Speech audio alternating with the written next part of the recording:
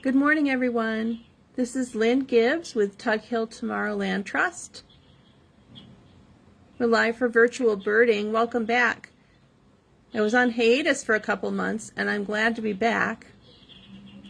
And I'm hoping everyone will join me. I'm just waiting a little bit to see if anyone will come on.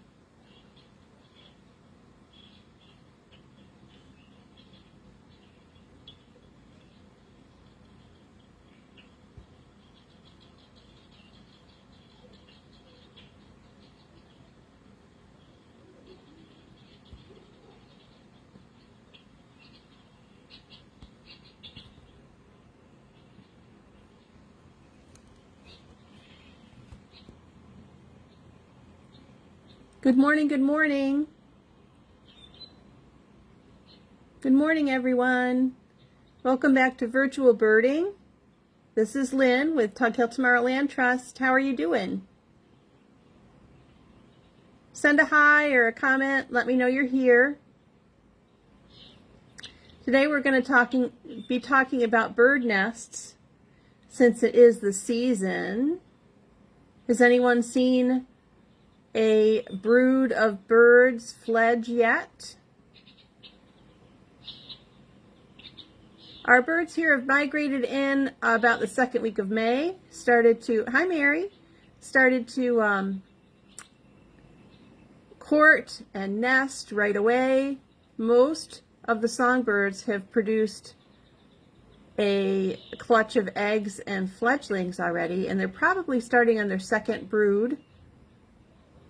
Phoebes, robins, all the songbirds will be starting on a new group of young'uns. Hi, David. So what I'm showing you is one type of nest, and this should help you too in the wintertime if you find nests, but also help you find where nests are. I wanted to talk a little bit about how to identify nests, but also how to observe birds and know how to observe them from afar and find out where they're nesting and confirm that they're nesting. So that's what we're going to talk about today. Mary or David, do you have any bird's nests you've been watching?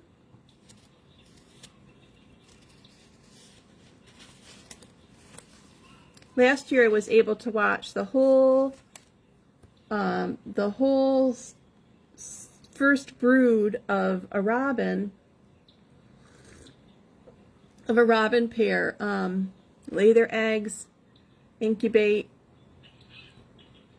and raise a group of fledglings. It was really fun. This nest we're looking at is a woodland nest.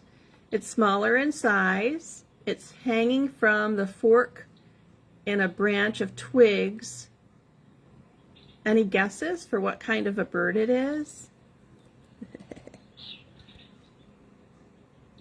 You can see it's built of various materials. Looks maybe like some spider webs, some grapevine, some grasses, maybe a little moss in there. It'd be hanging about mid-height in a tree. This nest is made by a red-eyed vireo. They like to make their nests in deciduous trees and hang them from the fork, not on top of the fork, but they wrap those twigs and grasses and things around the twigs so that it hangs in the tree. Pretty cool. The construction is really neat. Oh, David, robin under your porch steps. Awesome. Are they nesting there now? I've read that robins do not stay in the same nest every brood, so they'll relocate their nest. And I believe that because the robins that I observed last year were very surreptitious. Once they had eggs in the nest that was in the bush outside my window, they I would watch them and they would kind of hang around the yard a little bit, hop around, take a good look around to make sure there weren't any predators nearby before they went like under the bush and hid a little bit and then would go up into the nest, so that really no one would know where their nest was. Sometimes you have to watch birds carefully to see where their nest is, because they do protect it well. So this red-eyed vireo nest is really conspicuous in its construction, and that's one of the ways that you can identify nests is by construction. First, though, is by location. Location, location, location. Here's another type of nest. I don't know if you can see that very well in my camera. Sometimes birds will pick a particular height to be away from predators. They might pick the ground because they can camouflage their nest well, like a killdeer or an ovenbird. They might choose way high up in the tree because that's where they eat all their insects. This particular nest is a pendulous nest. It hangs like a cup from the tree, and this is an oriole's nest. Usually way high up in the tree, and they like to strip materials from old milkweed, use grasses, nice soft materials, and they weave it in there. It's just amazing how these nests last for a long period of time. I mean, you can identify the place where the bird is nesting, obviously, if you have a bird box, a nesting box, if you see the robin under your front porch steps, if you can see it, maybe you have a mourning dove in your flower pot, that kind of thing. But you can also observe behaviors. There may be courting behaviors, agitated behavior, birds, trying to display, like a turkey fluffing its rear feathers to attract the female. Or you may see, like with chimney swifts, you'll see usually groups of 3 flying, and 1 is the female and 2 are the male. There might be a group harassing the female. All of that is probable behavior. Confirmed breeding is if you have the bird in hand, you can see a brood patch. You might also see birds collecting nest materials and carrying it to a site. And you might also see birds who are removing fecal material from a nest. So if you see lots of fecal sacs, maybe under a cavity in a tree, you might look up and observe that cavity for a while. Excuse my dog, he's going to growl. So all those behaviors are ways to locate a nest, and you could observe a nest with a spotting scope or binoculars to confirm that behavior and confirm that location of the nest. Now this nest is, I believe, a cedar waxwing's nest. They like to get right in the crotch of the tree. They nest in small evergreens or deciduous trees in edge habitat. And the nest cup is really, can you see it? It's kind of raggedy. It's not real neat. They just kind of pack stuff in there. And it doesn't have any mud or anything like a robin does. And they use lichen on the outside of the nest. Lichen or moss on the outside of the nest. So it has that kind of light greenish fuzzy appearance. About midway up in a shrubby area in a tree like that. Let's go on to the next one.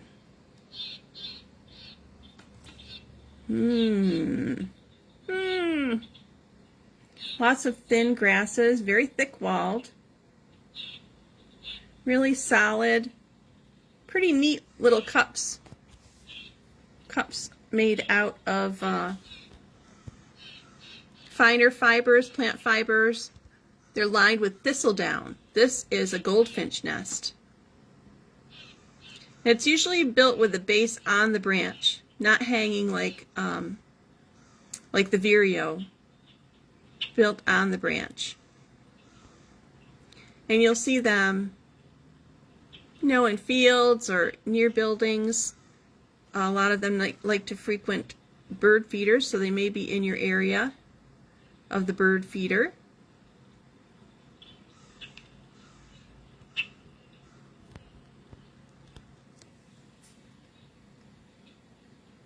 I'm going to scroll to the next one. Now, of course, you can confirm nesting if you find eggs in the in the nest. This is a least flycatcher nest, and you can see that it's resting on really sturdy branches. They like to put that nest in a very stable place. And you can see again it's made out of the fine grassy materials. It's about 1.5 inches across. It's pretty small and narrow. And they like to be in edge habitat that's really well protected. So not quite on the edge of a shrub, but more of a wooded edge, so that they have these nice sturdy places to lay their eggs in their nest. You can see some moss and lichen on the outside of that nest.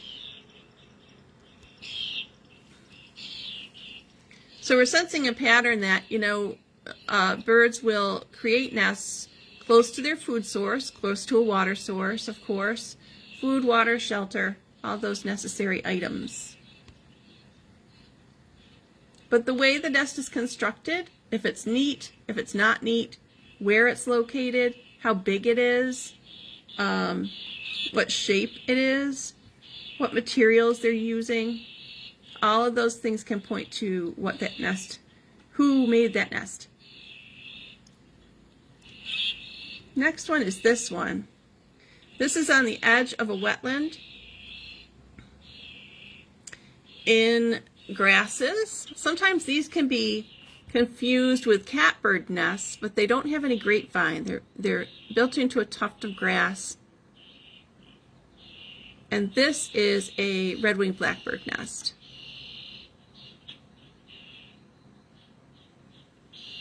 Grackles like the same kind of habitat, but they're larger. They're like 3.5 inches large. And they have a more compacted nest cup, so they're a little bit thicker.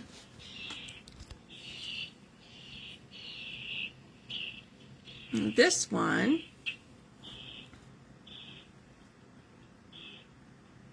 you wouldn't think it would be so airy. But this is made by a scarlet tanager. Look at it, makes it almost all of twigs. And then they don't make them real tight or thick. They kind of twine them together. Inside, the nest cup's about 3 inches across. You're almost see-through.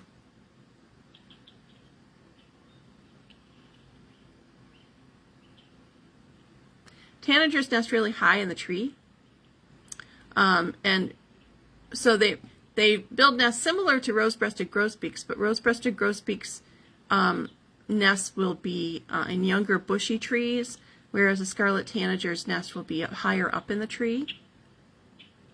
Mourning doves also build kind of a flimsy nest too, and they don't really hold together. In the wintertime, a lot of times they blow apart. Amazing that that would hold eggs and birds, and they could fledge their young from that. Then, of course, we have cavity nesters. Woodpeckers, nuthatches, love to build their nests in cavities. Size of the hole can tell you a little bit about who might be in there, but sometimes they use holes that are made by other animals, so it's not always a good indicator. Of course, a pileated woodpecker's hole is going to be larger than, say, a downy woodpecker.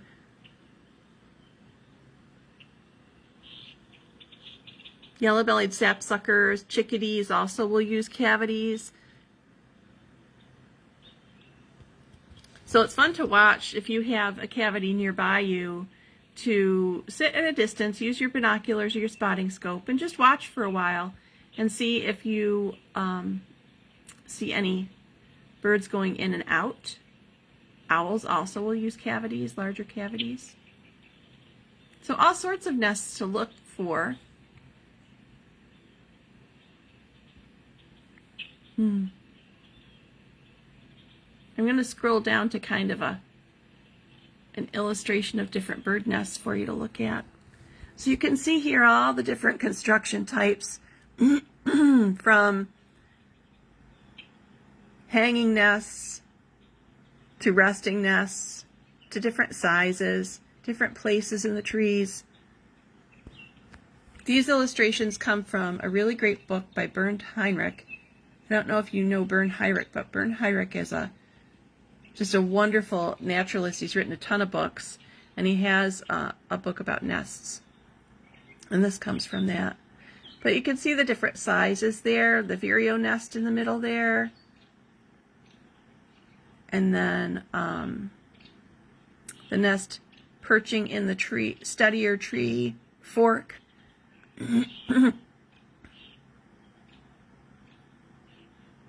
So as you go about your day and your birding, I encourage you to watch where the birds are going. If they have something in their mouths, like nesting material, just kind of follow them with your eyes. See where they're going. You might be able to find one of these nests in the wintertime as well and ID it just from its construction and its location and the materials used. But you might also be able to follow that bird and watch that nest all season while it makes a brood. We had a pair of phoebes, eastern phoebes, build one nest over our light. They like flat surfaces, and they build kind of larger nests with moss. And they raised 3 broods out of that nest almost every year we were there. So it's great fun. Does anybody have any questions? I'm going to turn this around if I can. I can't find the thingy. Oh, there it is. Here we are. Good morning. Anybody have any questions or any observations that you've had? I know David has watched the robin under his porch, nesting and raising young.